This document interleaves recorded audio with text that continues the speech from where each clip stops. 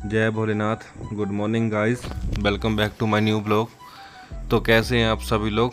उम्मीद करता हूं कि आप सभी लोग अच्छे और घरों में मस्त मज़े कर रहे होंगे।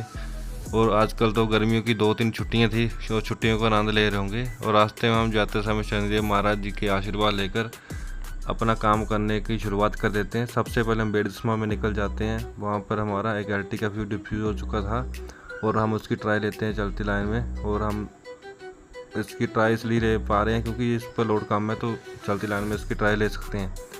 उसके बाद हमें ट्राई लेने के बाद इसकी फ्यूज़ को पुट ऑफ करेंगे, न्यू फ्यूज़ डालेंगे क्योंकि पुराना फ्यूज़ था जो वो काफ़ी डैमेज हो चुका था, उसको रिपेयर कर दिया और न्यू डाल दिया। अभी और साथ वाले भी जो हमारे फ्यूज़ थे, ओल्ड फ्यूज़ हैं जो, उनको भी रिपेयर कर दिया, उनमें भी न्यू फ्यूज़ डाल दिया। और उसके बाद आज हमें काम था फ्यूज़ डालने का काम था और ट्रांसफार्मर रिपेयर का काम था हमारा, क्योंकि हमारे आसमानी बिजली के कारण 2 ट्रांसफार्मर जल चुके थे। और ये जो हमारा बुश घूम रहा है, इसकी घूमने से हमें पता चल गया कि इसका HT हाई वोल्टेज लाइन है जो, उसका टांका जो टूट गया आपस में। और इसको अभी हम खोल कर देखते हैं, कहीं इसके बुश के अंदर से टूटा है तो हम आसानी इसको ऊपर ही टांका लगा सकते हैं, लेकिन ये अंदर में था। तो इसके लिए हमें ट्रांसफार्मर का टॉप खोलना पड़ेगा, जो ढक्कन था हमारा वो उसको खोल दिया। और इसका बुश ये भी टूट चुका था।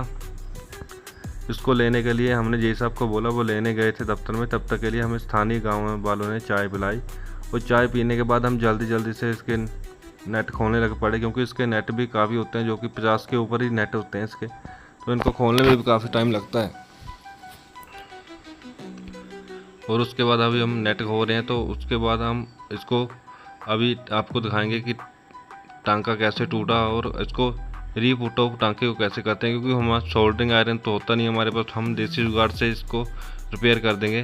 और ये हमारा जो बुश HT मेन लाइन का, इसको साफ़ कर रहे हैं और इसमें न्यू कॉपर वायर डालेंगे, क्योंकि पुरानी जो कॉपर वायर थी वो जलने की वजह से छोटी हो चुकी थी, उससे जॉइंट नहीं लगेगा इसका आपस में। और फोरमैन जी इसको साफ़ कर रहे हैं। और उसके बाद हम इसको जो कॉपर वायर थी उसमें 200 की फ्यूज वायर का यूज़ कर रहे थे, उसके ऊपर जो सिल्वर जैसा पानी सा लगा हुआ होता है कॉपर वायर के ऊपर, उसको फोरमैन जी साफ़ करके फिर इसके साथ कनेक्ट कर देते हैं। कनेक्ट करके मेरे को पकड़ा देते हैं ऊपर, तो तभी उस टाइम तक मैं ऊपर जो हमारा जो HT का अंदर से टांका निकला होता है कॉपर वायर का, उसको साफ़ कर लेते हैं, क्योंकि इसके ऊपर स्लीव लगी होती है, तो जलने की वजह से इसके साथ चिपक जाती है। तो जॉइंट लगाने के टाइम हमें इसको बिल्कुल एक्यूरेट तरीके से साफ़ करना पड़ता है, ताकि अगर वो स्लीव बीच में जली हुई रहेगी तो लूजिंग रहेगी, तो वोल्टेज अप डाउन होती रहेगी और ट्रांसफार्मर के अंदर भी दिक्कत आ सकती है इसकी वजह से। इसको रिपेयर करने के बाद हम अभी आपको इसका जॉइंट लगाना दिखा रहे हैं कि कैसे इसका जॉइंट लगता है।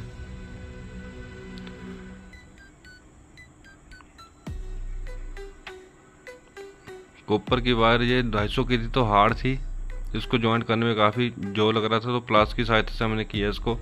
ये हमने जॉइंट लगा दिया। और इस जॉइंट को क्या बोलते हैं आप सभी लोग कमेंट में ज़रूर बताना। और अभी आप देख रहे हैं कि अब बुश नहीं हिल रहा, घूम नहीं रहा, इसका मतलब जॉइंट बिल्कुल सही है अंदर से। और उसके बाद हम ट्रांसफार्मर के रिजल्ट देते हैं, कंटिन्यूटी वगैरह इसकी चेक करते हैं। कंटिन्यूटी चेक करने के बाद हम ट्रांसफार्मर ओके हो जाता है, उसके ढक्कन लगा देते हैं और फिर हम ट्रांसफार्मर को चालू कर देते हैं। उसके बाद हम टेस्ट पैन के द्वारा इसको चेक करते हैं, ट्रांसफार्मर के तीनों फेस प्रॉपर तरीके से काम कर रहे थे।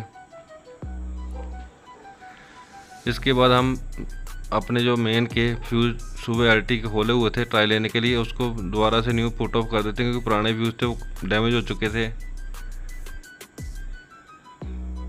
अभी फोरमैन जी फ्यूज लगा रहे हैं, तब तक आप ये देखो और हमारी एक बात ज़रूर सुनो कि गाइस जो भी मेरा ब्लॉग देखता है, बिजली वालों को ज़्यादा परेशान ना किया करो, क्योंकि वो भी नहीं चाहते कि किसी की लाइट बंद हो, तो उनको काम करने दीजिए कि और फ़ोन कम कीजिए जितने हो सके, तभी वो काम करेंगे, तभी आपकी लाइट जल्दी से चालू होगी। हमारे को तो पता नहीं कितने फ़ोन आ जाते हैं काम करने में, इसलिए ज़्यादा देर लग जाती है, क्योंकि अगर फ़ोन उठाएं या काम करें दोनों में बस टाइम निकल जाता है ज़्यादा। अभी आपने देख लिया कैसे फ्यूज़ पुट ऑफ होता है।